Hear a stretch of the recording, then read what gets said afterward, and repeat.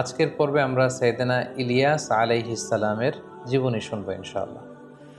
সাইয়েদনা ইলিয়াস আলাইহিস সালাম তিনি বনি ইসরাইলের একজন নবী, যিনি সাইয়েদনা সুলাইমান আলাইহিস সালামের পরে পৃথিবীতে নবী হিসেবে আবির্ভূত হয়েছিলেন। এবং ইলিয়াস আলাইহিস সালাম তিনি সাইয়েদনা হারুন আলাইহিস সালামের বংশধর। আল্লাহ তাআলা সাইয়েদনা ইলিয়াস আলাইহিস সালামকে সিরিয়ার রাজধানী দামেস্কের পাশে একটি শহর আছে, বেসিক্যালি এটি দামেস্ক শহর থেকে পশ্চিম পাশে অবস্থিত, যেটি বর্তমানে লেবাননের বাআলাবাক শহর নামে পরিচিত। এই বাআলাবাক এলাকাতে আল্লাহ তাআলা সাইয়েদনা ইলিয়াস আলাইহিস সালামকে নবী করে তিনি প্রেরণ করেছিলেন। এবং সাইয়েদনা সুলাইমান আলাইহিস সালামের ইন্তেকালের পরে পুরো বনি ইসরায়েলের রাজ্য দুই ভাগ হয়ে যায়। এক ভাগে বাইতুল মাকদাস সহ দক্ষিণ ফিলিস্তিনের যে এরিয়াগুলো সেটি থাকে, এবং আরেক ভাগে থাকে উত্তর ফিলিস্তিনের এলাকাগুলো। এবং সেখানে ওই এলাকার লোকেরা তারা বাআল নামে একটি মূর্তির পূজায় তারা নিমজ্জিত হয়। এবং বাআলটি ছিল মূলত তাদের ভাষায় একটি পুরুষ দেবতা, এবং সেটি ইরাকের ব্যাবিলন থেকে শুরু করে মিশর পর্যন্ত এই পুরো সাম্রাজ্যে, এই পুরো দেশগুলোতে তখন সেখানকার লোকজন এই বাআল দেবতা তার পূজায় তারা নিমজ্জিত হয়েছিল। এবং এই দেবদেবীর পূজা থেকে, এই পৌত্তলিকতা থেকে তাদেরকে মুক্তি দেওয়ার জন্য আল্লাহ তাআলা তাওহীদের দাওয়াত দিয়ে সাইয়েদনা ইলিয়াস আলাইহিস সালামকে ওই এলাকাতে তিনি প্রেরণ করেন। এবং সূরাতুল আনআমে এবং সূরাতুস সফফাতে আল্লাহ তাআলা ইলিয়াস আলাইহিস সালামের কথা তিনি উল্লেখ করেছেন। এবং সূরাতুল আনআমে আল্লাহ তাআলা ইরশাদ করছেন, ওয়া যাকারিয়া ওয়া ইয়াহইয়া ওয়া ঈসা ওয়া ইলিয়াসা কুল্লুম মিনাস সলিহিন। এখানে তিনি কয়েকজন নবীর নামের সাথে সাইয়েদনা ইলিয়াস আলাইহিস সালামের নাম তিনি উল্লেখ করেছেন। তিনি বলেছেন যে জাকারিয়া, ইয়াহইয়া, ঈসা এবং ইলিয়াস কুল্লুম মিনাস সলিহিন, তাদের প্রত্যেকেই ছিল সলিহিন, নেককার, সৎকর্মপরা, এতটুকুই তিনি বলেছেন। সূরাতু আস-সাফফাত এর 123 নম্বর আয়াত থেকে শুরু করে 135 নম্বর আয়াত পর্যন্ত আল্লাহ তাআলা বেসিকলি ইলিয়াস আলাইহিস সালামকে তিনি বাআলাবাক শহরে যে পাঠিয়েছেন এবং তারা যে বাআল দেবতার পূজা করত, এই মূর্তিটির পূজা করত, তিনি কিভাবে দাওয়াত দিলেন, তার দাওয়াতের রিজেকশন কিভাবে হলো, খুব সংক্ষেপে তিনি সূরাতুস সাফফাতের ভেতরে সেটি তুলে ধরেছেন। যেমন আল্লাহ তাআলা বলছেন, ওয়া ইন্না ইলিয়াসা লামিনাল মুরসালিন। সূরাতুস সাফফাতে আল্লাহ বলছেন যে নিশ্চয়ই ইলিয়াস হচ্ছে রাসূলদের অন্তর্ভুক্ত। ইয ক্বালা লিকওমিহি আলা তাত্তাকুন। হে নবী, আপনি স্মরণ করুন সে সময়ের কথা যখন তিনি তার কওমকে ডেকে বলেছিল যে আলা তাত্তাকুন, তোমরা কি আল্লাহ তাআলাকে ভয় করবে না? আতাদউনা বাআলাও ওয়া তাযারুনা আহসানাল খালিকিন।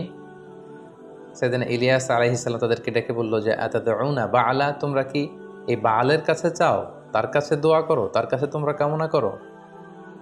ওয়া তাযারুনা আহসানাল খালিকিন, আর সর্বশ্রেষ্ঠ সৃষ্টিকর্তা আল্লাহ তাআলাকে তোমরা ভুলে যাচ্ছ। আল্লাহকে ব্যতি রেখে, আল্লাহকে বাদ দিয়ে, আল্লাহকে বর্জন করে তোমরা এই বাআল দেবতার কাছে যাচ্ছ। আল্লাহ রাব্বাকুম ওয়া রাব্বা আবাইকুমুল আউয়ালিন, বরং আল্লাহ তাআলাই হচ্ছে তোমাদের রব, তিনি তোমাদের প্রতিপালক, এবং তোমাদের পূর্বপুরুষ, তোমাদের বাপদাদাদের প্রতিপালকও তিনি হচ্ছেন আল্লাহ। ফাকাযযাবুহু ফাইন্নাহুম লামুহদারুন। কিন্তু তারা সাইয়েদনা ইলিয়াস আলাইহিস সালামের এই দাওয়াতকে প্রত্যাখ্যান করলো, রিজেক্ট করলো, যেটা সব নবীদের ক্ষেত্রেই হয়েছে। তারা যখন কওমের লোকদেরকে তাওহীদের দাওয়াত দিয়েছে, তারা যখন একত্ববাদের দাওয়াত দিয়েছে, তারা যখন আখিরাতের দাওয়াত দিয়েছে, সাধারণত কওমের লোকেরা নবীদেরকে প্রত্যাখ্যান করেছে। ফাকাযযাবু, এবং বাআলাবাক শহরের লোকেরাও তাদের নবী সাইয়েদনা ইলিয়াস আলাইহিস সালামের দাওয়াতকে রিজেক্ট করল। আল্লাহ তাআলা বললেন, ফাইন্নাহুম লামুহদারুন, আজকে এই পৃথিবীতে তোমরা আমার পাঠানো নবীর দাওয়াতকে প্রত্যাখ্যান করছো। ফাইন্নাহুম লামুহদারুন, অবশ্যই তারা সেদিন আযাবের সামনে উপস্থিত হবে, জাহান্নামে তাদেরকে উপস্থিত সেদিন করা হবে। ইল্লা ইবাদাল্লাহিল মুখলাসিন, তবে আল্লাহর একনিষ্ঠ বান্দা যারা, তারা ছাড়া।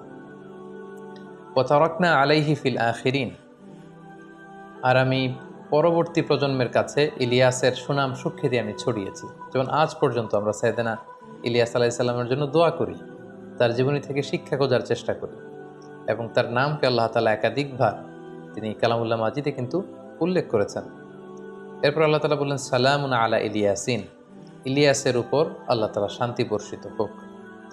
ইলিয়াস আলাইহিস সালামের কোনো কোনো মুফাসসিরিন একরাম বলেছেন যে দুটা নাম, একটা নাম হচ্ছে ইলিয়াস আর একটা হচ্ছে ইলিয়াসিন।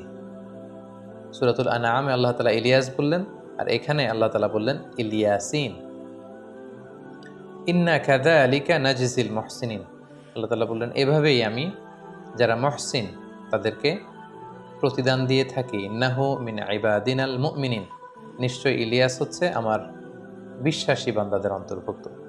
সম্মানিত শুধু এই দুইটি আয়াতে সংক্ষিপ্ত পরিসরে আল্লাহ তাআলা বনী ইসরায়েলদের জন্য পাঠানো এই নবী ইলিয়াস আলাইহিস সালাম, যাকে আল্লাহ তাআলা সুলাইমান আলাইহিস সালামের পরে এই পৃথিবীতে বাণীবাহকের দায়িত্ব দিয়ে নবী করে পাঠিয়েছিলেন, কেবলমাত্র কালামুল্লাহ মাজিদের এই দুটি সূরাতেই তিনি ইলিয়াস আলাইহিস সালামের এই কথাগুলো উল্লেখ করেছেন। এছাড়াও বিভিন্ন তাফসির গ্রন্থগুলোতে সাইয়েদনা ইলিয়াস আলাইহিস সালামের জীবন প্রবাহের ব্যাপারে যেটি পাওয়া যায় যে তিনি যখন দাওয়াত দিলেন এবং বাআলাবাগ শহরের লোকেরা যখন বাআল নামক মূর্তির পূজা তারা অব্যাহত রাখলো, নবীর দাওয়াতকে অস্বীকার করলো, তখন তিনি বদদোয়া করলেন। তখন তিনি আল্লাহর কাছে বললেন যে হে আল্লাহ, আপনি বাআলাবাগ শহরে 3 বছরের জন্য বৃষ্টি নাজিল করা বন্ধ করে দেন। এবং আল্লাহ তাআলা আল্লাহর নবী ইলিয়াস আলাইহিস সালামের এই দোয়াকে কবুল করলেন। 3 বছর এই বাআলাবাগ শহরে আকাশ থেকে কোনো বৃষ্টি ঝরেনি, ফলে সেখানে খরা, দুর্ভিক্ষ, খাবারের ঘাটতি, খাদ্যশস্যের ঘাটতি, এই ভয়াবহ পরিস্থিতিতে যখন বাআলাবাগ শহরের লোকেরা পড়ল, তারা বুঝতে পারলো যে আসলে তিনি আল্লাহর নবী। তারা এসে নবীর কাছে ক্ষমা চাইলো যে আপনি আমাদেরকে ক্ষমা করে দেন এবং আল্লাহকে বলেন আল্লাহ তাআলা যেন আমাদেরকে মাফ করে দিয়ে বৃষ্টি দেয়, আমরা ঈমান আনবো। তখন আল্লাহ নবী ইলিয়াস আলাইহিস সালাম আল্লাহর কাছে দোয়া করলেন যে আল্লাহ, এই খরা দুর্ভিক্ষ আপনি এই বাআলাবাগ শহর থেকে উঠিয়ে নেন, আপনি বৃষ্টি দান করেন। আল্লাহ তাআলা নবীর দোয়া আবার কবুল করলেন, তিনি বৃষ্টি নাজিল করলেন। কিন্তু আবারও যখন বৃষ্টিতে বাআলাবাগ শহর সুজলা সুফলা শস্য শ্যামলা হয়ে উঠল, বনী ইসরায়েলের ওরা আবার তাদের আগের সেই শিরকি কার্যকলাপের দিকে ফিরে গেল এবং এভাবেই তারা এই পাপের কাজে নিমজ্জিত হচ্ছিল এবং সাইয়েদনা ইলিয়াস আলাইহিস সালামকে আল্লাহ তাআলা এই পৃথিবী থেকে উঠিয়ে নেন। কিছু তাফসিরে, বিভিন্ন তাফসির গ্রন্থগুলোতে ইলিয়াস আলাইহিস সালামের শেষ জীবনে কি ঘটেছিল এবং তার কওমের লোকদের সাথে আসলে কি কি ঘটেছিল, এই ঘটনাটুকু অনেক তাফসিরে এসেছে। সম্মানিত শুধু এই হচ্ছে কালামুল্লাহ মাজিদে বর্ণিত ইলিয়াস আলাইহিস সালামের ব্যাপারে খুব সংক্ষিপ্ত কিছু বর্ণনা। এ পর্যায়ে আমরা যদি ইলিয়াস আলাইহিস সালামের জীবনী থেকে কিছু লেসন খুঁজে বের করতে চাই, তাহলে আমরা সর্বপ্রথম এটা বলবো যে এই সমস্ত নবীদের ঘটনাগুলো আল্লাহ তাআলা কালামুল্লাহ মাজিদে স্থান দিয়েছেন এ কারণে, যাতে করে তিনি তাদের ঘটনা বর্ণনা করবার মধ্য দিয়ে বিষ্ণু ঈসা ইসলামকে তিনি সান্ত্বনা দিতে পারেন। কারণ আমরা জানি শুরুর দিকে মক্কাতে রাসূল সাল্লাল্লাহু আলাইহি ওয়াসাল্লামের দাওয়াতকে প্রত্যাখ্যান করা হয়েছিল, তাকে পাগল গণক বলে গালি দেয়া হয়েছিল। রাসূল সাল্লাল্লাহু আলাইহি ওয়াসাল্লাম যাতে মনোবল হারিয়ে না ফেলেন, অধৈর্য যেন না হয়ে যান, তিনি যেন ধৈর্যশীল থাকেন, সেজন্য রাসূল সাল্লাল্লাহু আলাইহি ওয়াসাল্লামকে সান্ত্বনা দেওয়ার জন্য এই ঘটনাগুলো রাসূলুল্লাহ সাল্লাল্লাহু আলাইহি ওয়াসাল্লামকে শোনানো হয়েছে। কারণ একজন নবীর জন্য, একজন দাঈর জন্য রিজেকশন ইজ ভেরি কমন। এটা খুবই সিম্পল। নবীদের পুরো জীবনী দেখলে আমরা এটাই দেখি যে তারা যখন সত্যের বাণী প্রচার করেছেন, আখিরাতের কথা বলেছেন, তাদেরকে রিজেক্ট করা হয়েছে। সো এখানে আমাদের আসলে মনোবল হারানোর কিছু নেই, nothing to be disappointed. So আমাদের রেসপন্সিবিলিটি হচ্ছে to preach only, not to force. আমরা ফোর্স করব না, আমরা শুধু প্রচার করে যাব। আস-সা'য়ু মিন্না ওয়াল ইতমামু মিনাল্লাহ। আমাদের কাজ হচ্ছে চেষ্টা করা, সফলতা দেওয়ার মালিক হচ্ছেন আল্লাহ তাআলা। আল্লাহ তাআলা কোরআনে বলেছেন, ইন্নাকা লা তাহদি মান আহবাবতা ওয়ালাকিন্নাল্লাহা ইয়াহদি মান ইয়াশা। হে নবী, আপনি যাকে চাইবেন তাকে হেদায়েত দিতে পারবেন না, হেদায়েত দেওয়ার মালিক হচ্ছেন কেবলমাত্র আল্লাহ তাআলা। তাহলে এই শিক্ষাটা আমরা পেলাম যে রিজেকশন ইজ ভেরি কমন, কিন্তু একজন দাঈ তার কাজ হচ্ছে দাওয়া পৌঁছে দেওয়া, just to preach, not to force.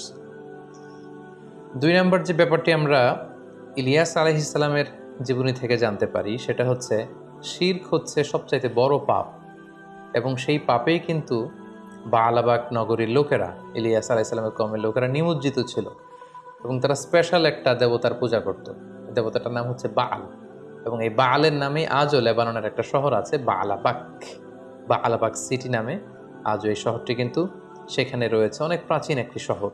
এবং এই শিরকের গুনাহ আল্লাহ তাআলা কিন্তু কখনো ক্ষমা করেন না।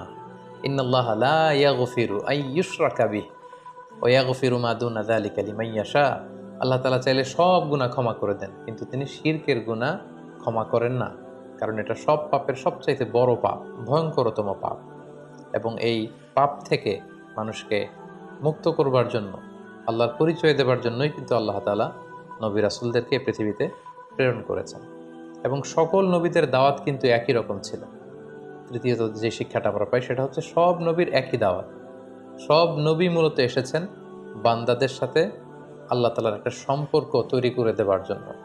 হাজারো দেব দেবী, হাজারো খোদাকে বাদ দিয়ে এক খোদা, এক স্রষ্টার কাছে যেন আমরা অবনমিত হই, আমরা যেন আত্মসমর্পণ করি, আমরা যেন সারেন্ডার করি।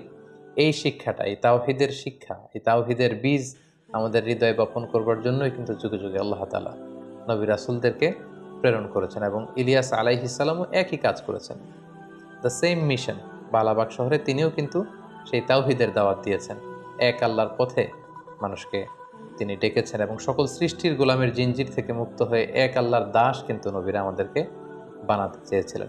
আমরা যেন সব সময় সে আল্লাহ তাআলার কাছে চাই, আল্লাহর কাছে যেন আমরা ফিরে আসি। আল্লাহ তাআলা আমাদের সবাইকে কথাগুলো বোঝার ও আমল করার তৌফিক দান করুক। হাদা মা ইনদি ওয়াল ইলমু ইনদাল্লাহ আলাইহি তাওয়াক্কালতু ওয়া ইলাইহি উনীব।